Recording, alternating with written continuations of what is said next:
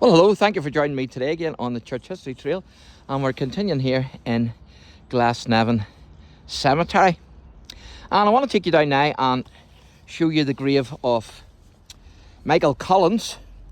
And he was born on the 16th of October 1890 and he died on the 22nd of August 1922. He was an Irish revolutionary, soldier, politician who was a leading figure in the early 20th century Irish War of Independence. And he was Director of Intelligence of the IRA, that's the Irish Republican Army, and a government minister of the self-declared Irish Republic. And there you can see the Daniel O'Connell tower there, and Daniel is actually buried underneath that, and I've done a wee video on that. So Michael Collins was assassinated in an ambush in August 1922 during the Irish Civil War by Irish anti-treaty forces.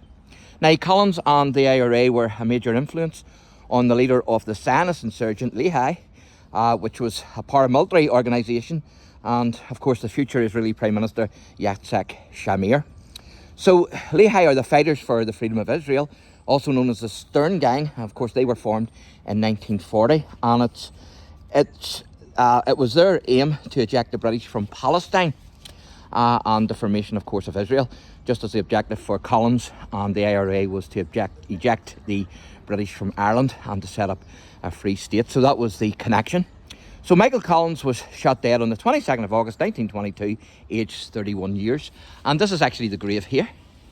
So it is. This is where he's buried, as you can see.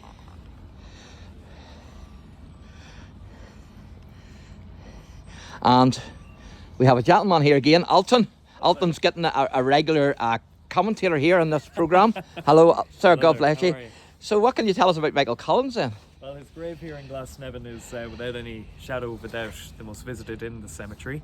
Every single day people come from around the world, not just from around the country, to place flowers, all the little mementos, different flags you can see there as well. So, as I say, he was killed, of course, on the 22nd of August 1922. And his funeral to Glasnevin was the largest in the history of the cemetery. It's reckoned, based on newspaper reports, that 500,000 people, 1/5 of the entire population of the country, had lined the streets of Dublin to pay their respects. My goodness.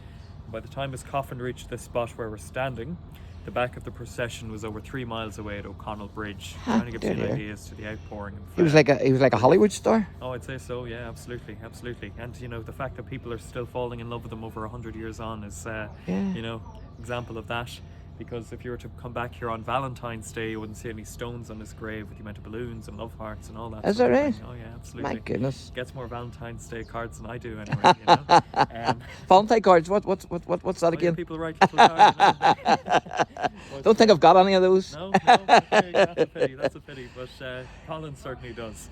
Brilliant. So to be remembered and loved in history, you need to have a couple of qualities that he had. Charisma, intelligence, good looks, and to die young.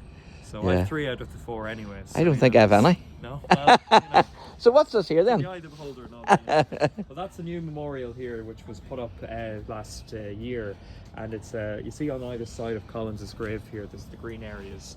So that is actually owned still even now by the Irish Army, and so the soldiers who fought under Michael Collins's command are buried here, who were killed in the Civil War. Oh, so they're buried here as well then? Yeah. Now it also includes soldiers who were killed on peacekeeping missions, serving with the United Nations as well. Yes. There's a dedicated plot to the UN soldiers just down there. But this memorial here, it's for those, it kind of commemorates those who fought with the National Army during the Civil War here. Yes. Yeah. And so there's also then a memorial. Is this the same one then, of the far side, as this one we've just so looked all at? of the names there would be all the names of the soldiers who were buried in this area. Yeah, Yes. You see, Collins was commander-in-chief, of course, and so Yes. he's surrounded by those who served under him. Now, of course, Collins, it's well known, of course, from the movie that was made in the 90s, that he was about to be married before his death. What was that name? Was that called Michael Collins? It was, Something? yeah, Yeah. starring Liam Neeson. There's in the movie his fiancée Katie Kiernan is played by Julia Roberts, and Katie Kiernan, they were only a few months away from being married when she found out that Collins had been killed. She died in 1945. Now, she had married someone else, a general with the Free State Army, Felix Cronin. but she pleaded with him on her deathbed. She said, "I want to be buried as close as possible to Michael Collins." So do you see this white grave here? Yes. So if you count 7 graves up from that white grave, you'll see a dark grey headstone with gold inscription. Did you see that? With is that the one with the cross on top? Just before it, yeah, just 7 graves. Oh, the small in. one. Kind of with the kind of dark grey with the gold letters with the cross on top of it. Sorry, yeah. Yes, absolutely. the cross on top. Yeah, that's where Kitty is. Oh, so that's where she's buried there. Now, I always feel very bad, of course, for Felix Cronin because he, lived in Michael Collins' shadow, I suppose, and not just figuratively, but they did a massive portrait of him, literally, in the living room of their house. You're joking. And you'll never guess what they named one of their sons as well. Michael Collins. Exactly, not just Michael Collins Cronin. And he only died in 2021, but he said his memory of his mother was that she was quite a, I don't think she ever really got over the loss of Michael Collins, and so she remained a great admirer of his. It was like she was still in love with Michael, but yet she'd loved the new man as well. Oh yeah, well, that's the way of things sometimes, But there you go. Well, that was brilliant. Thanks very much. No problem at all. And God bless you. And again, if anybody wants to get in touch with you, how do they do that? Well, you can look up the Glasnevin Cemetery on social media, Facebook, Instagram, TikTok, the whole lot.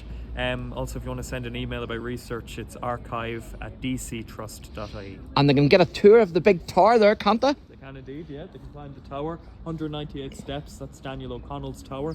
And you can get great views on a lovely day like today of the entire city of Dublin. And the mausoleum underneath it is Very absolutely impressive, fantastic. Tomb fit for a king, the uncrowned king and all that. Yeah, Brilliant. absolutely. Thank you, and all the best. All the best.